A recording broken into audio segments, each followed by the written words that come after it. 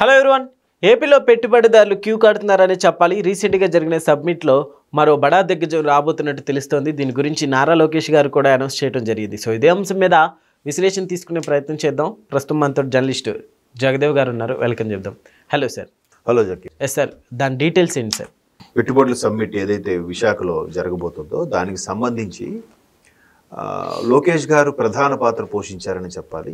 ఎందుకంటే చంద్రబాబు నాయుడు గారి నాయకత్వంలో చంద్రబాబు నాయుడు గారు ముఖ్యమంత్రిగా ఉన్నప్పుడు గతంలో ఒక హైదరాబాద్లో సైబరాబాద్ మహానగరానికి సంబంధించిన పెట్టుబడులు ఏవైతేనే అది ఆ రోజు వేసిన విత్తనం అని చెప్పాలి. అది మహావృక్షం వటవృక్షమై కూర్చుంది. ఈరోజు ఒక్కసారి మనం అటు వెళ్ళి చూస్తే అసలు ఇది హైదరాబాద్ అయినా అనిపిస్తుంది. అంత భయంకరంగా డెవలప్ అయింది.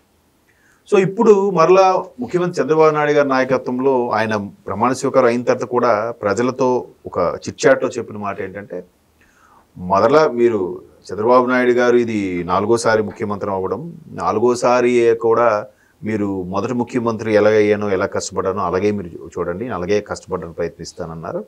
దాన్ని చేసి చూపిస్తున్నారు.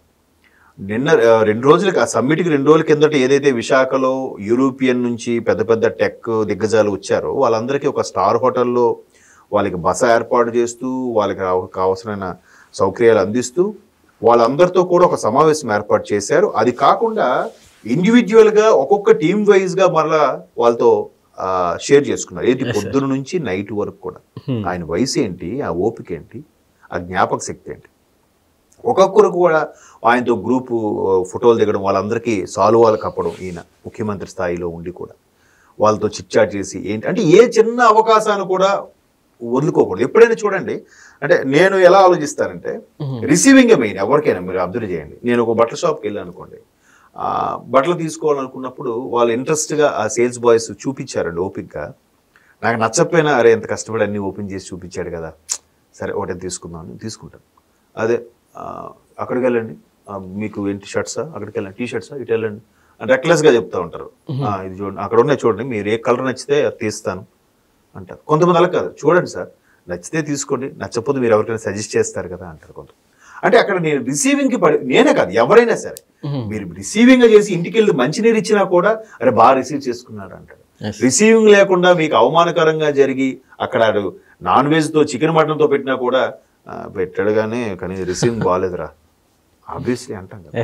సో ఇక్కడ వచ్చిన ప్రతి టెక్ దిగ్గజం ప్రతి పెట్టుబడిదారుని కూడా ఆహ్వానించి సెపరేట్గా మళ్ళీ వాళ్ళతో కూర్చొని చిట్చాట్ చేస్తే మాట వాడికి ఎలా ఉంటుంది, అరే బాగుంది. ఇంకోటి కూడా చంద్రబాబు నాయుడు ఒక స్టేట్మెంట్ ఇచ్చారు నిన్న, నెక్స్ట్ ప్రభుత్వం మారుతుంది, పెట్టుబడులు వెనక్కి వెళ్ళిపోవాల్సిన అవసరం ఏమి ఉండదు, మీకు ఆ భయం ఉండక్కర్లేదు, మన ప్రభుత్వమే ఉంటుంది అనే ఒక హామీ అయితే ఇచ్చారు. అది వైరల్ అయింది.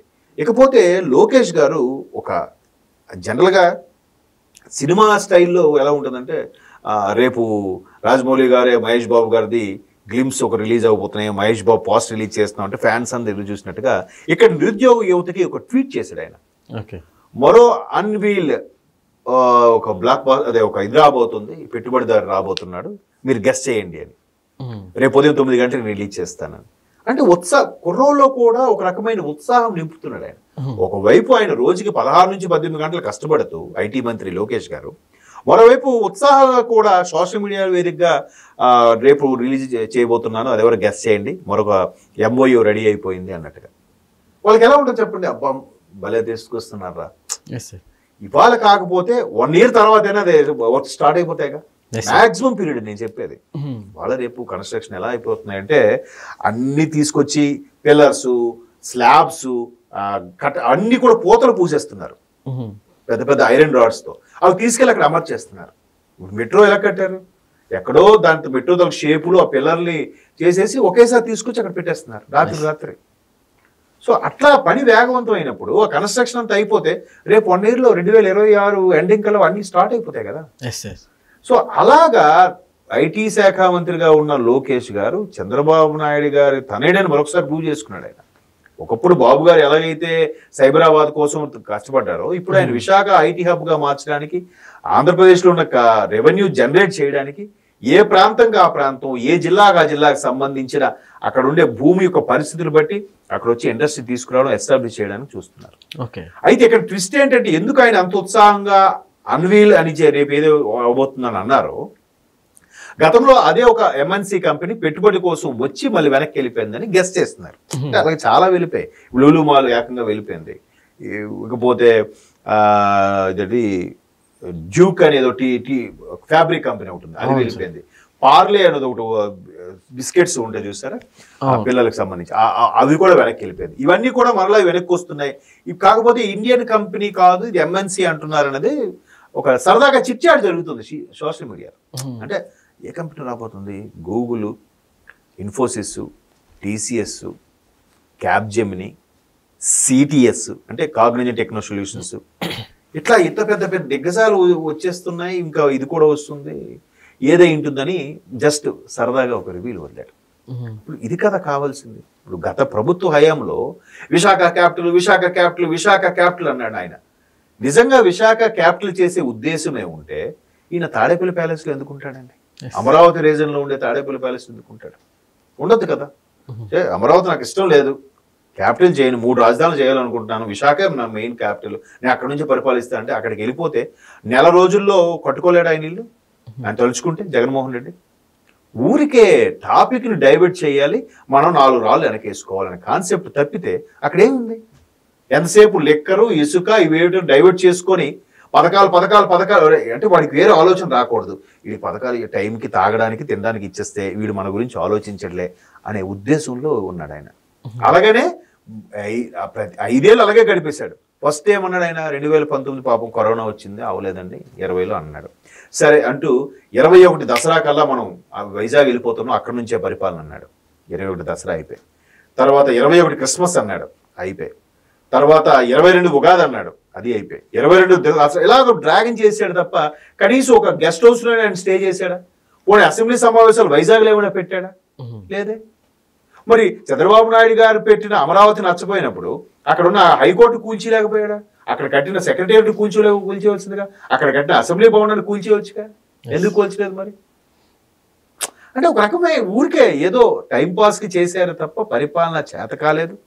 ఒక్కసారి చేతులు ఎత్తేశారు, రాష్ట్రాన్ని అధోగతి పట్టించేశారు, అప్పులు వాడేశారు. ఇలాంటి పరిస్థితుల్లో ఈ 5 ఏళ్లలో ఎంతమంది నిరుద్యోగ యువత బయటకు రిలీజ్ అయి ఉంటారు? సంవత్సరానికి యావరేజ్గా ఒక 5 లక్షల మంది వేసుకున్నా, అన్ని గ్రాడ్యుయేట్లు కలిపి నేను BA, BSc, BCom, BTech, BE ఎన్ని బ్రాంచెస్ ఉన్నాయి ఒక్కొక్క దాంట్లో? ఎంతమంది రిలీజ్ అయి ఉంటారు?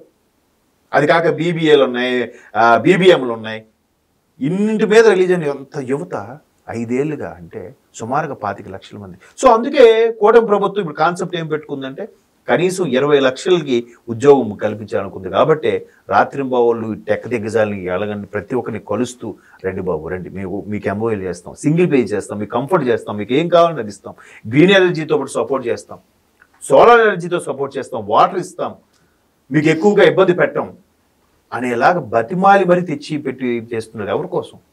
రాష్ట్ర భవిష్యత్తు కోసం. ఇప్పుడు ఉత్తరాంధ్ర ప్రజలందరూ హ్యాపీ.